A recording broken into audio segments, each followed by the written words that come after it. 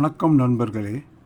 இந்த காணொளியில் நாம் எல்லோரும் நல்வழிகாட்டியாக விளங்கும் நகைச்சுவையின் நாயகன் மோகனசுந்தரத்தின் புது புது ஜோக்குகள், உண்மை சம்பவங்களோடு கலந்த சூப்பர் நகைச்சுவை பேச்சு உங்களுக்காக காத்திருக்கிறது. சிரிப்பின் சூழலில் முழுக தயாராக விடுங்கள். மன அழுத்தம் நீங்க மனம் நிம்மதியாக இருக்க இதை கண்டிப்பாக பாருங்கள். ஆண்களை மாதிரி சிக்கனம் யாருமே கிடையாது. என்ன மேக்ஸிமம் 4 பேண்ட் 4 சட்டு சார், அவ்வளோதானே நம்ம ட்ரெஸ்ஸு. இல்லை, தீபாவளிக்கு கூட துணி எடுக்க போனால் எல்லோரும் 8 கட்சியாக அந்த பேக் பண்ணுற பையன் கேட்குறான், சாருக்கு ஒன்றுமே எடுக்கலையேன்னு. நமக்கு ரெக்கமெண்டேஷன் எங்கேருந்து வருது பாருங்க. ஆமாங்க, ஏதோ லுங்கி வாங்கிக்கிறீங்களான்றான். நான் தீபாவளிக்கு துணி எடுக்க வந்தேன், ஏதோ நான் எனக்கு ரம்ஜானுக்கு லுங்கி எடுக்கிற மாதிரி லுங்கி எடுத்துக்கிறீங்களாண்ணா. ஒன்றும் வேணவா அப்படின்னு. நமக்கு ஒன்றுமே இல்லை, சிக்கனம் வேணும். ஆனால் பெண்கள்கிட்ட கொஞ்சம் படோடோபம் உண்டு, வேறு ஒன்றும் இல்லை. அது தப்பும் இல்லை. இப்போ பர்ஸுன்னு வச்சுங்களேன், even including middle class ladies sir, middle class ஃபேமிலியில் இருக்கிற லேடிஸ் கூட பர்ஸுன்னு வச்சுங்களேன் 3 பர்ஸ் வச்சுருக்காங்க சார். ஆஃபீஸுக்கு எத்தும் போகிறது, கடைக்கு எத்தும் போகிறது, கையில் வீட்டு செலவு வச்சுக்கிறது 3 பர்ஸு. ஆம்பளைக்கு அப்படி இல்லை, ஒரே பர்ஸு. அது கிழிஞ்சிருக்கும், அதில் ஒய்ஃபு ஃபோட்டோவும் இருக்கும். பர்ஸ் தொலையாது. அதே மாதிரி லேடிஸ் பார்த்துக்கிறீங்களா சார், செருப்பு 3 வச்சுருப்பாங்க. கல்யாணத்துக்கு போகிறதுக்கு ஒரு தனி செருப்பு, ஆஃபீஸ் போகிறதுக்குன்னு தனி செருப்பு, அக்கம் பக்கம் போகிறதுக்கு தனி. ஆம்பளைக்கு அப்படி இல்லை. ராஷ்டிரபதி பவன் போனாலும் சரி, லாண்ட்ரி கடைக்கு போனாலும் சரி, ஒரே செருப்பு. ஒன்றுங்க. அடே 33% எங்கள் கவர்மெண்ட் கூட 33, நம்ம கவர்மெண்ட் 33%. என்றைக்கு வருதுன்னு தெரியல, வருத்தம் பார்த்துக்கலாம். 50%. நான் ஒன்று கேட்குறேன், நம்ம வீட்டு பீரோவில் ஆம்பளைங்களுக்கு எத்தனை சதவிகிதம்? ஒன்றும் இல்லைங்க. மேல் தட்டு ஃபுல்லாக பட்டு புடவை சார், 2வது தட்டு ஃபுல்லாக அவங்க வீட்டுக்கு போய்ட்டு வர புடவை, 3வது தட்டில் பசங்க ட்ரெஸ்ஸு, 4வது தட்டு இது கீழே இருக்குதே, அதில் நமக்குன்னு 2 நீல கலர் சட்டை 2 பேண்ட்டு. என் பையன் ஓடி வந்து என் சட்டை மேலே கால் வச்சு தான் அவன் சட்டையே எடுப்பான். என் சட்டைலாம் பார்த்தீங்கன்னா கோகுலாஷ்டமிக்கு கால் போட்ட மாதிரியே இருக்கும். எல்லாமே இப்படி தான், ஒன்றும் பண்ண முடியாது. அட்ஜஸ்ட் பண்ணிவிட்டு போகணும் சார். அட்ஜஸ்ட் பண்ணிவிட்டு போகிற குணம் இவங்க பெண்கள் வந்து சில வாட்டி சிக்கனம்னு சொல்லுவாங்க. இப்போது திடீர்னு பார்த்தீங்கன்னா கூட்டு, நேற்று தானே கூட்டுன்னு, என்ன பண்ணுறது, மீன் வச்சு சுட வச்சுக்கிறேன் சாப்பிடுங்கன்றான். உடனே தக்காளி விற்கிற விலையில், காய்கறி விற்கிற விலையில் சிக்கனமாகவே இருக்க மாட்டீங்களே, நம்மளை திட்டா. எனக்கு ஒன்று தான் கேள்வி, 3 பேருக்கு எவ்வளோ கூட்டு செய்யணும்னு தெரியாமல் குண்டா ஃபுல்லாக கூட்டை செஞ்சு வச்சுட்டு ஒரு வாரத்துக்கு வச்சாச்சா எப்படி சார்? அது பேர் சிக்கனமா? இல்லை இல்லை. ஒருத்தரை ஒருவர் புரிந்து கொண்டு இன்னொன்று, நல்ல குடும்பத்துக்கு அர்த்தம் என்ன தெரியுமா? நம்மளுடைய பிரச்சனை நம்மக்கிட்ட மட்டும்தான் இருக்கணும், வேறு வெளியிலேருந்து யாரையுமே ஜட்ஜாக எடுத்துன்னு வரக்கூடாது. That is including parents. நம்ம பேரண்ட்ஸாக இருந்தாலும் சரி, கணவன் பேரண்ட்ஸாக இருந்தாலும் சரி, நம்ம பிரச்சனைக்கு no judge from outside. ஏன்னா பாழாக்கிட்டு போயிடுவோம். அதுலேயும் சொந்தக்காரனாக இருந்தால் இன்னும் சுத்தம் சார். எனக்கு என் ஒய்ஃபுக்கும் ஒரு நாள் சண்டை. ஒய்ஃப் என்ன சொல்கிறா, நீ வீட்டுக்கு வர்றதே பழைய ட்ரெஸ்ஸை போட்டுட்டு துவைக்க போட்டுட்டு புது ட்ரெஸ்ஸை எடுத்து போகிறதுக்கு ஊராக சுற்றின்னு இருக்கேன்னு சண்டை போடுறாங்க. எங்கள் மாமா வந்தார். அவர் பார்த்தோன்னே தெரியுது 2 பேர் சண்டையில் இருக்கோன்னு. அவருக்கு குஷி ஆகிடுச்சு. சொந்தக்காரன்ல 2 சண்டை போட்டுக்குதுன்னு சோஃபாவில் உட்காந்துட்டார். உட்காந்துட்டு என்ன பிரச்சனை அப்படின்னாரு. நான் கம்முன்னு இருந்தேன். உடனே அவரே ஜட்ஜ் ஆகிட்டார். சொல்லுங்கள் என்ன பிரச்சனை? என் ஒய்ஃபு, இவர் வீட்டிலே தங்க மாட்டுறாரு, ஊராக போகிறாரு, ஆச்சா போச்சா. சார், என் சைடு நியாயம் கேட்கணும்ல, அதெல்லாம் ஒன்றும் இல்லை, அவரே ஜட்ஜு. டக்குன்னு ஏம்பா அவள் சொல்கிறதும் கரெக்ட் தானே, நீ ஒன்று செய்ய. அவர் ஜட்ஜ்மெண்ட் எழுதுறாரு. உடனே போகிற இடத்துக்கெல்லாம் அவளையும் கூட்டி போய. நம்ம ஏன் பேச புறப்பட்டே தெரியல சார் அவருக்கு. போகிற இடத்துலலாம் அவளையும் கூட்டி போயலாரு சொன்னாரா? கட்சியில் அவர் தான் திட்டுவாங்கனாரு என் ஒய்ஃப்கிட்ட. ஏங்க, நல்ல பெரிய மனுஷன் ஏதாவது சொல்லுவீங்கன்னு பார்த்தா என்னையும் அவரை மாதிரி நாடோடி மாதிரி ஊராக போக சொல்கிறீங்கன்னா அதோட வீட்டுக்கு போயிட்டார். சார், எதுவாக இருந்தாலும் சரி ஒரு நம்பிக்கை வைக்கணும், எல்லாத்துக்கும் சந்தேகப்படக்கூடாது. இந்த பிள்ளையார் சதுர்த்தி வந்ததுங்க, மண் பிள்ளையார் வாங்கினேன். மயிலாப்பூரில் போய் மண் பிள்ளையாரோட விலை கேட்டால் 400 ரூபாண்ணா, கொஞ்சம் குறைச்சி கொடுன்னு. 100 ரூபா குறைச்சிக்கு சார் தான் 300 ரூபாய்க்கு வாங்கி வந்துட்டேன். வீட்டுக்கு வந்தேன், என் ஒய்ஃப் கேட்டாங்க எவ்வளோ பிள்ளையார் என்னங்க. 400 ரூபா சொன்னால் குறைச்சி 300 ரூபாய்க்கு வாங்கி வந்துட்டேன், கொஞ்சம் பெருமையாக சொன்னேன். உடனே என் ஒய்ஃப் சொல்கிறாங்க, சார் நல்லா ஏமாற்றிருக்கான், இந்த பிள்ளையார் 50 ரூபா கூட இருக்காது, முடிஞ்சு போச்சு.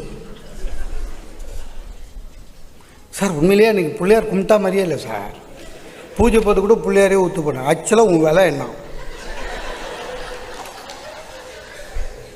உண்மையே உன் விலை என்ன, அது மாதிரி விநாயகா உன் விலை என்ன, ஒன்றும் பண்ண முடியாது. எல்லாமே அட்ஜஸ்ட் பண்ணிட்டு போகணும் சார்.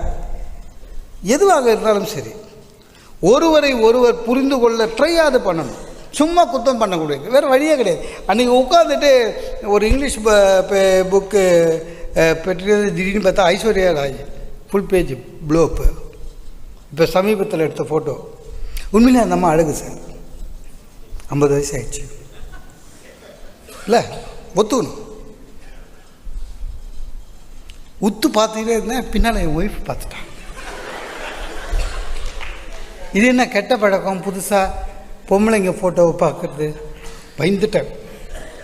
நான் அட்ஜஸ்ட் பண்ணல, இல்லைடா அதுக்கு இல்லைடா, 2 குழந்தை ஆன பிறகும் இவ்வளோ அழகா இல்லை அப்படி இப்படின்னேன். என் ஒய்ஃப் ஒன்று சொன்னா சார், மனசாட்சியே இல்லாமல், மேக்கப் பண்ணால் நான் கூட அது மாதிரி தான் இருப்பேன்.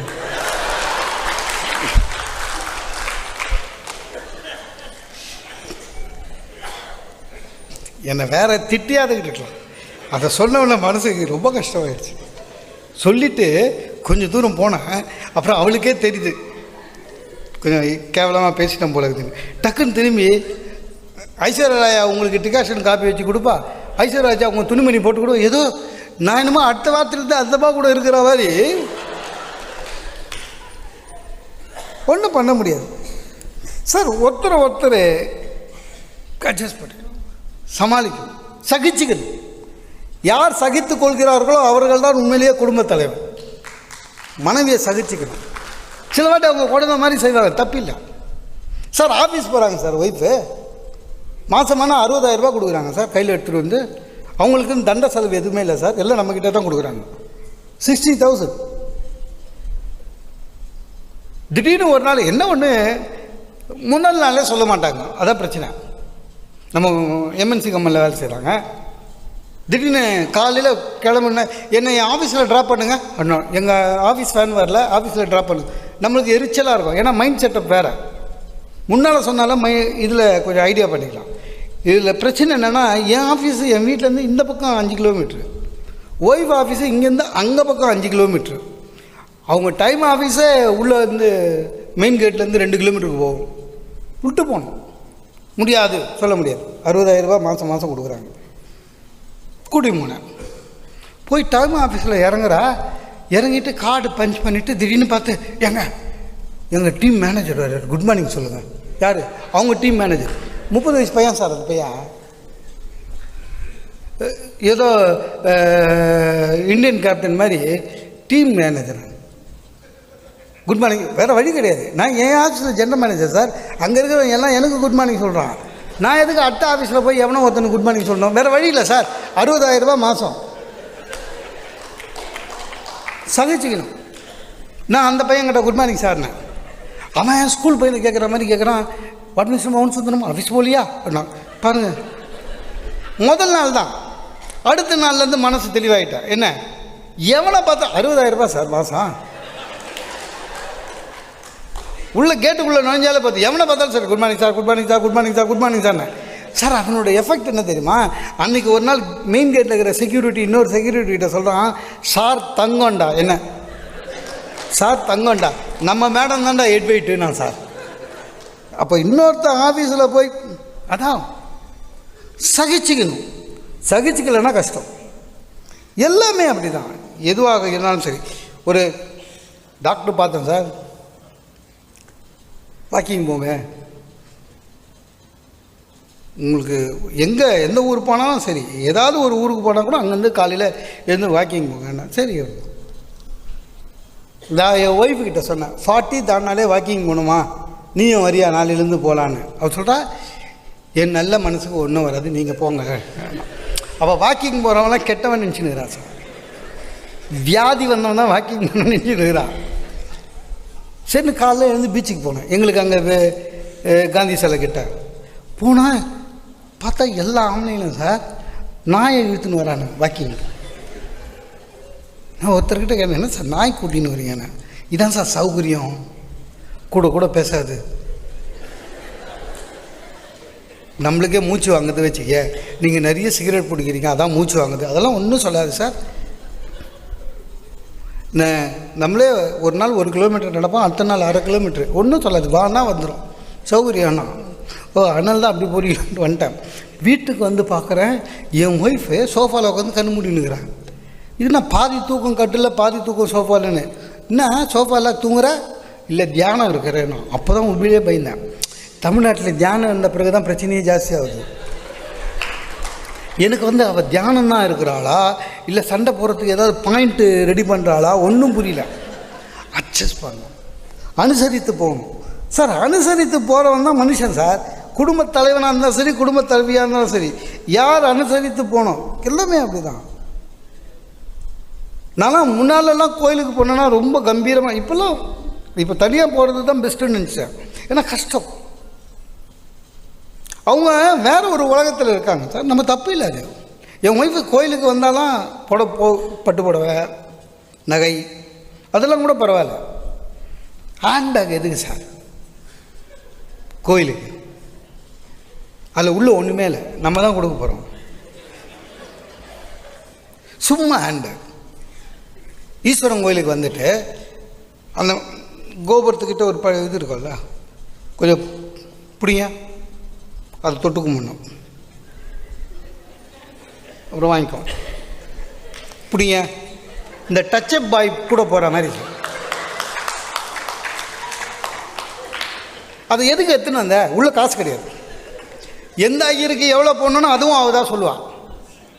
இப்போ பிள்ளையார்கிட்ட இருக்கிற ஐயர் வந்தார்னா ஒன்லி 20 rupees. ஈஸ்வரன் கோயில் ஐயராக இருந்தால் 50 rupees. அம்பாள் கோயில் ஐயருக்கு 100 rupees. எல்லாம் சொல்லணும்.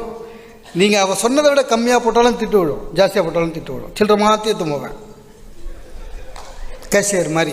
அதான் வெறும் டச்சப் பாய். அது பிள்ளையாரை கும்பிட்டுனே இருப்பாள். கூப்பிட்டுட்டு விபூதி வாங்குவோம். ஒரு பேப்பர் எடுங்க வேணாம். எதுக்கு? விபூதியை தூளில் கொட்டிட்டு போ, என்ன பண்ண போங்க அப்படின்வா. சார் எல்லாரும் கோயிலில் வந்து சாமி கும்பிடுவாங்க, நான் தான் பேப்பர் பொறிக்கணுப்பேன். சில கோயிலில் பேப்பர் வைக்கிறாங்க சார், சில கோயிலில் வைக்கிறது இல்லை. பேப்பர் பொறிக்கி எடுத்துன்னு வந்து கொடுத்தா அதை ஒரு மடித்து அதை ஹேண்ட்பேக்கில் வைக்க மாட்டேன், அந்த வச்சு அது வச்சு. ஒரு கோயிலில் 10 சந்நிதி இருக்கும், 10 சன்னதிலையும் விபூதி கொடுப்பாங்க. இல்லை என்ன பிரச்சனைனா 10 சன்னதியில் கொடுக்குற விபூதி ஒரே விபூதி தான் இல்லை. ஒன்று வந்து இந்த விபூதி, இன்னொன்று எல்லாம் ஒரே விபூதி தான். மொத்தமாக வாங்கி அங்கங்கே கொடுக்குறாங்க. பிள்ளையார் விபூதி தனி போட்டலாம், முருகர் விபூதி தனி போட்டலாம், சிவன் விபூதி தனி போட்டலாம், தட்சாமூர்த்தி விபூதி தனி போட்டலாம். இவ்வளோ போட்டலமாக எங்கள் வீட்டு பூஜை ரூமில் போய் குப்பையில் தான் போவோம். அதுக்கு எது இங்கேருந்து அவ்வளோ தூரம் எடுத்து போது நான் பேப்பர் பொறுக்கணும். வித்தியாசமாக இருக்கும், வேறு வழியாக கிடையாது, கம்முன்னு இருக்கணும். கட்சியாக சுற்றிட்டு சனீஸ்வரன் சார், எந்த தெய்வமாக இருந்தாலும் சார் சனீஸ்வரனை சுற்றிட்டு அவங்க ஒரு ஐடியா வச்சுருக்காங்க. எந்த புராணத்தில் படித்தாங்கன்னே தெரியாது. சனீஸ்வரனை திருப்பி சார் ஒரு சன்னிதி சுற்றிட்டு திரும்பி வந்து சாமி பார்க்கணும்ல, சனீஸ்வரனை பார்க்க மாட்டான். ஏன்னா சனீஸ்வரனை பார்க்கக்கூடாது, பிடிச்சி பார்க்கலாம். சனீஸ்வரனுக்கு அட்ரஸ் தெரியாதா?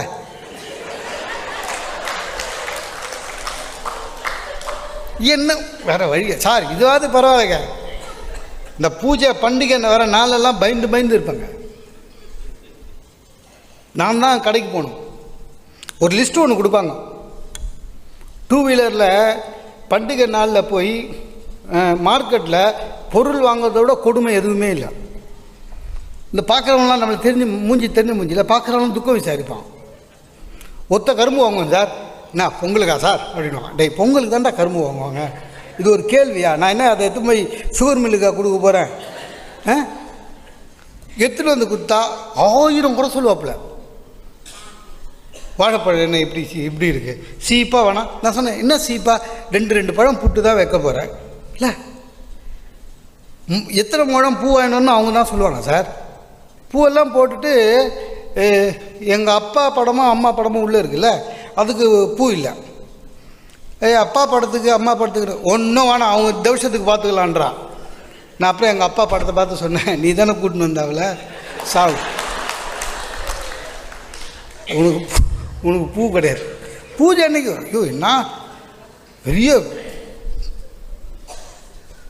அது சாம்பிராணி, அந்த அம்மா சாம்பிராணி விட்டு மணி அடிக்கணும், நம்ம தேங்காய் உடைக்க சொல்லுவாள்.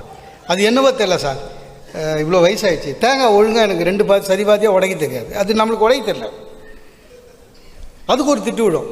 படிச்சுக்கிறீங்களே தேங்காய் உடைக்க தெரியாது அப்படின்வா. நான் தேங்காய் உடைக்கிறதுக்கா சார் படித்தேன்? இல்லை சிலபஸில் அது இருக்கா? இல்லை.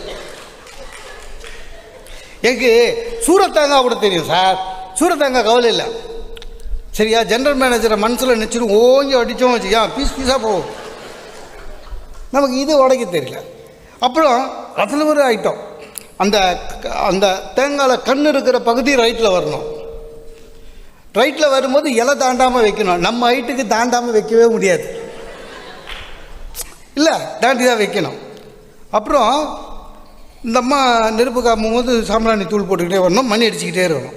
கற்பூரத்துக்கு மணி அடிச்சு என்ன பண்ணுவாங்க இந்தம்மா, கற்பூரம் காமிச்சு வச்சுட்டு கற்பூரம் அணையிற வரையும் மணி அடிக்கிறத நிறுத்தக்கூடாதுன்னு வெளில போயிடுவாப்புல. நான் அப்படியே ஆட்டினே பார்ப்பேன். நம்ம கெட்ட நேரம் சீக்கிரம் அணையாது சார். ஒரு பூஜை நாளில் லெவலே வேண்டிக்குவோம், சீக்கிரம் ஆளு. நான் ஒரு நாள் ஒரு பூஜைகள் நிம்மதியாக சாமி கும்பிட்டதே இல்லை சார். ஆனால் எல்லாமே அட்ஜஸ்ட் பண்ணு சார். யார் ஒருவர் சகித்து கொள்ளுகிறார்களோ மற்றவருக்காக அந்த குடும்பம் உண்மையிலேயே நல்லதொரு குடும்பம். நான் இதை விளையாட்டாக சொல்கிறேன் அவ்வளோதான். ஆனால் எல்லாமே அப்படிதான் எப்பவுமே. அதே மாதிரி ஒருத்தர் இந்த குடும்பம் என்று வந்தால் பிள்ளை குழந்தைகள் உண்டு இல்லை, அந்த பிள்ளைகளை வளர்ப்பதிலே கூட கொஞ்சம் அக்கறை எடுத்துக்கும். இப்போ இருக்கிற பெற்றோர்கள் அந்த அக்கறை குறைவாக இருக்குது, அதான் உண்மை. நம்ம அம்மா அப்பா எப்படி வளர்த்தாங்களோ அந்த மாதிரி இப்போ நம்ம குழந்தைங்களை நம்ம வளர்க்குறோமா அப்படின்றது ஒரு பெரிய கேள்விக்குறியாகிடுச்சு இல்லையா. நம்ம அம்மா ப்ரிப்பேர் பண்ணி தந்த டிஃபனோ இல்லை பண்டிகைக்கு செஞ்ச சாப்பிட்ற பொருள்கள் இப்போ எதுவுமே இல்லை, எல்லாமே இப்போது வாங்கி சாப்பிட்றோம் இல்லை, எல்லாமே ஆர்டர் ஆகிடுச்சு. அது மாற்றணும், வேறு வழியே இல்லை. எதுவாக இருந்தாலும் சரி, குழந்தையாக இருந்தாலும் இந்த குழந்தைகள் வளர்க்குறதுல கூட ஒன்று சொல்கிறேன். இந்த அம்மாக்கள் குழந்தைகள் வளர்ப்பதற்கும் அப்பா கூட இருந்து வளர்க்குறதுல ஒரு வித்தியாசம் இருக்குது. அம்மாங்க ரொம்ப புத்திசாலி, குழந்தைகளை தன் வசமே வச்சுருப்பாங்க. நான் தான் உன்னை வளர்க்குறேன்றதுல தெளிவாக இருப்பாங்க. அப்பா எந்த காலத்துலேயும் நான் உனக்காக உழைச்சேன், உனக்காக செலவு பண்ணேன், உனக்காக தான் என் பணம்லாம் இதில் போட்டேன், எந்த அப்பாவும் சொல்ல மாட்டார். ஆனால் அம்மா சொல்கிறத அப்பா தடுக்க மாட்டார். அதுதான் ஒரு நல்ல குடும்பம். அம்மா சொல்லிட்டோம் சார். காலையிலேருந்து குழந்தைய பார்த்து என் பையன் 7 வயசு பையன் அப்போது ஆஃபீஸ் போயிட்டு வந்தவொடனே ஓடு கத்துவாப்புல ஒய்ஃபு, பையன் பாலாக இருக்கான், என்னால் தாங்க முடியல, சமையல் பண்ணுவேனா அது பண்ணுவேனா, ஆஃபீஸுக்கு போய்ட்டு திரும்பி வரேன் ஓன்னா ஒரே ஒரு வார்த்தை தெரியாமல் சொல்லிட்டேன், ஆஃபீஸ் போயிட்டு வந்து நான் பார்த்துக்கிறேன்னு. இந்த வார்த்தை சொல்லும்போது ஜாகிரதையாக சொல்லணும்னு மாட்டிக்கூடாது. ஆஃபீஸ் போய்ட்டு அந்தந்த ஆள்கிட்ட திட்டு வாங்கிட்டு கஷ்டப்பட்டு வந்த உடனே சார் கரெக்டாக நம்மகிட்ட குத்துருவாப்புல. நம்ம குழந்தை தான், வீட்டு அதிகம் தூக்க முடியாது. அவனுக்கு கீழே விட்டால் எஸ்கிமோ மாதிரி நடந்து மார்க்கர் எடுத்து சவுர் ஃபுல்லாக கிறுக்குவான். அவனுக்கு விளையாட்டு பொருளே ரிமோட் கண்ட்ரோல் தூக்கி போடுவான். வேடிக்கை காட்டுங்கன்னுவா. என்ன வேடிக்கை காட்டுறது 900 ஸ்கொயர் ஃபீட்டில்? நான் அப்படியே ட்ரை பண்ணியிருக்கேன். பையனை கூட்டின்னு வெளில போய் அந்த ஆண்டி பாரு அழகாக இருக்காங்க அப்படின்லாம் எதிர்விட்டு அம்மாக்கிட்ட அப்படி பேச்சு வளர்ப்பேன். அழுவான். அவனுக்கு என்னென்னா நம்ம மடியில் உட்காந்துக்கணும், ஆனால் அவங்க அம்மா கிட்டேயே அவளையே பார்த்துக்கணும். அவனுக்கு அம்மா சார், அதனால் அவனுக்கு பிரச்சனை இல்லை, நமக்கு எரிச்சலாக இருக்கும் பார்த்துக்கினே இருக்கிறதுக்கு. ஆனால் நர்சிங் ஹோம் போகிறேன் சார், டாக்டர் வீட்டில் போயிட்டு இந்தாங்க குழந்தை வேடிக்கை காட்டுங்க சார். கிளினிக்கில் யாரை சார் வேடிக்கை காமிக்குது அப்படின்னு நர்ஸை காமிச்சான். இந்த பார் நர்ஸக்கா அப்படின்னு. அவன் அழுகுறான், ஏன்னா அவனுக்கு தெரியுது அதான் இன்ஜெக்ஷன் பண்ண போகுதுன்னு.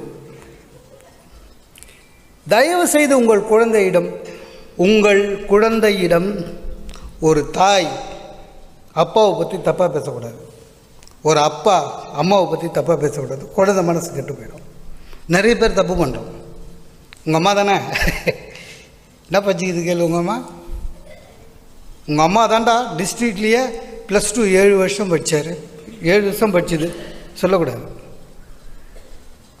அம்மாவும் அப்பாவை பற்றி சொல்லக்கூடாது. என் பையன் அன்றைக்கி திடீர்னு கேட்டான், சார் அப்பா WWF பேர் மாற்றிட்டாங்களாமேனு. எனக்கு WWF என்னன்னு தெரியாது. அப்படின்னா உண்மையிலேயே நீ டம்மி ஃபீஸுப்பா அப்படின்னா. யாரா சொன்னது? என்ன அம்மா தான். ரைட்டு, ஒன்றும் பண்ண முடியாது சார். எதுவாக இருந்தாலும் சரி, கணவனும் மனைவியும் ஒருவரை ஒருவர் புரிந்து கொள்ள முடியாது என்பதை புரிந்து கொண்டு யார் விட்டு கொடுத்து போகிறார்களோ, யார் எதுக்கெடுத்தாலும் பிரச்சனை பண்ணக்கூடாது. ஒரு கணவனும் மனைவியும் புரிதலோடு குழந்தையை நல்லபடியாக வளர்த்து மற்றவர்கள் பார்க்கும்போது கணவனை ஜெயிக்கணும்னு எந்த மனைவியும் நினைக்கக்கூடாது, மனைவியை ஜெயிக்கணும்னு எந்த கணவனும் நினைக்கக்கூடாது. எங்கள் சொல்லுவார், மனைவியை அடக்கி கணவன் வெற்றி பெற்றால் ஒரு மிருகம் அந்த குடும்பத்தில் வெற்றி பெற்றது என்று அர்த்தம். கணவனை அடக்கி மனைவி வெற்றி பெற்றால் ஒரு பிடாரி அந்த குடும்பத்தை வெற்றி பெற்றது என்று அர்த்தம். மனிதர்கள் மனிதர்களாக இருக்க வேண்டும். இந்த பேச்சு உங்களுக்கு பிடிச்சிருந்தா லைக் பண்ணுங்கள், ஷேர் பண்ணுங்கள், சப்ஸ்கிரைப் பண்ணுங்கள்.